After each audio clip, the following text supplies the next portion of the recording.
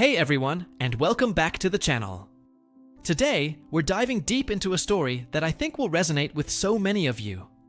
It is about facing the unthinkable in business, rejection, and turning it into an incredible journey of reinvention. We're not just talking about bouncing back, we're talking about building something even better from the ashes of what once was. So buckle up, because this is going to be an inspiring one. Imagine this: Sarah, a brilliant entrepreneur with a passion for sustainable fashion. She spent years meticulously crafting a business plan for an eco-friendly clothing line, pouring her heart, soul, and life savings into her dream. Her designs were innovative, her sourcing ethical, and her vision crystal clear.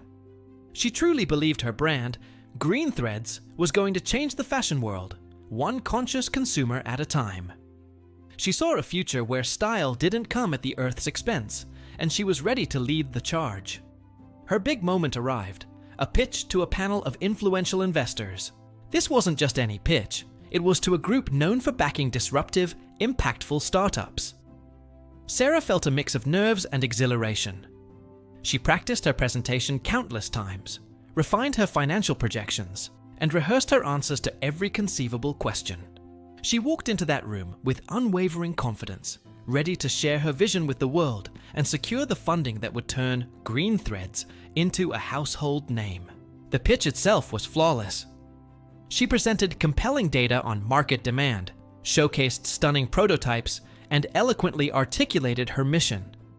The investors listened intently, occasionally nodding, and she felt a surge of hope.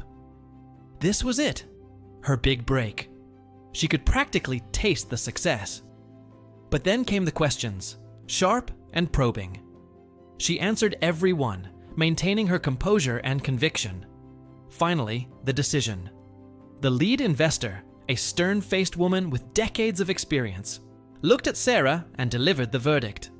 "Miss Chen, while your passion is evident, we don't see the scalability. The market is too niche, the production costs too high for profitability. We're passing." Sarah's world crumbled. The words hit her like a physical blow. Too niche.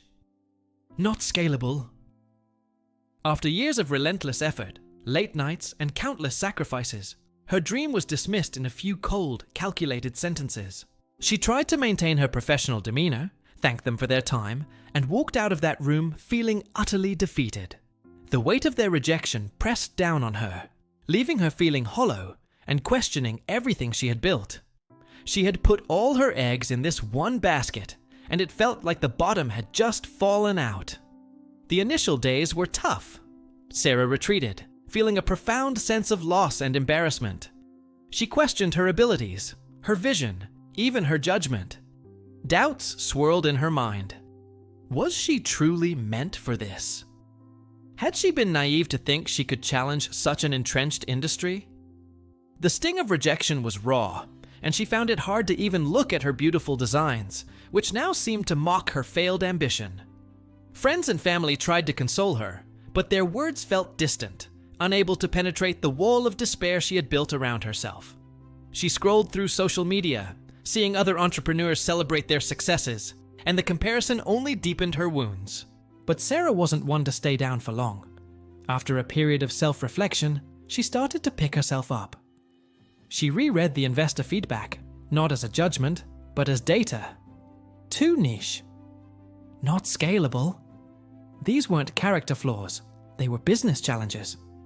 She realized that her initial emotional response had clouded her judgment.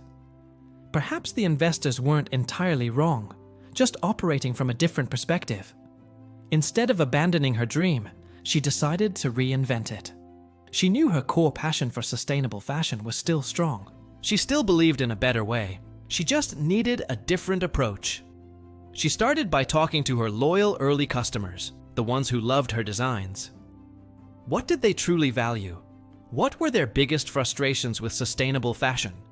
She conducted surveys, held focus groups, and listened intently to every piece of feedback. She discovered that while they loved the idea of eco-friendly clothes, the price point and limited variety were often barriers. This customer feedback sparked a new idea: What if she shifted her focus from producing full clothing lines to creating versatile, high-quality, sustainable staples? Pieces that could be mixed and matched, reducing the need for constant new purchases. And what if she offered a subscription model for fabric regeneration or repair services, creating a circular economy around her pieces? This would address both the niche and scalability concerns. She could start with a smaller, more focused product line, proving market demand, and then expand. The subscription model offered recurring revenue, a key to scalability. Sarah spent months refining this new concept. Evergreen essentials. She re-evaluated her supply chain, finding more cost-effective yet still ethical manufacturers. She streamlined her designs, focusing on timeless styles rather than fleeting trends. She even developed a unique system for customers to return worn-out garments for recycling, offering discounts on new purchases, truly closing the loop. This wasn't just a business, it was a movement. Instead of chasing large institutional investors again, she decided to bootstrap with a crowdfunding campaign. This allowed her to connect directly with her target audience, build a community, and validate her new vision without external pressure. She shared her story of rejection and reinvention openly, explaining how customer feedback had shaped her new direction. Her honesty and resilience resonated deeply with people. The crowdfunding campaign was a massive success, exceeding her initial goals by 300%. People were excited by evergreen essentials, not just for the products, but for the story behind them, for the entrepreneur who listened and adapted. This direct support from her community gave her not just capital, but a renewed sense of purpose and validation far more profound than any investor's check. Within 2 years, Evergreen Essentials wasn't just profitable, it was thriving.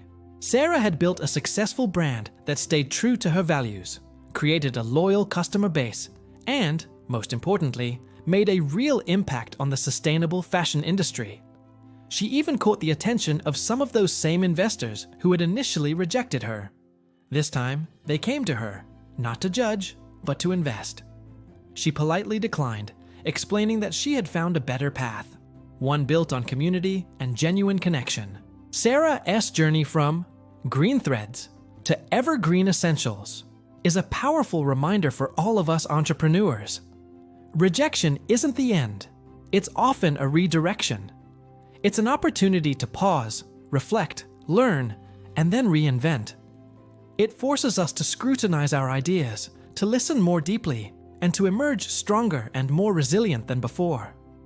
Sometimes, the path we originally envisioned isn't the one we're meant to take, and those doors that close are actually guiding us toward a wider, more fulfilling highway. So, if you're out there facing a no right now, if your business idea just got shot down, or if you feel like you've hit a brick wall, remember Sarah.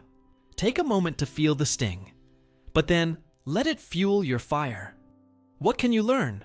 How can you pivot? What new exciting path can you forge from this experience? Your greatest breakthroughs often come after your biggest setbacks. Never let a rejection define you. Let it refine you. Let it inspire your reinvention. Because sometimes, the very thing you thought was a failure turns out to be the blueprint for your greatest success. Thank you so much for watching today. If Sarah's story resonated with you, please hit that like button, share this video with someone who needs to hear it, and don't forget to subscribe for more inspiring content. We're building a community of resilient entrepreneurs here, and we'd love for you to be a part of it. See you in the next video.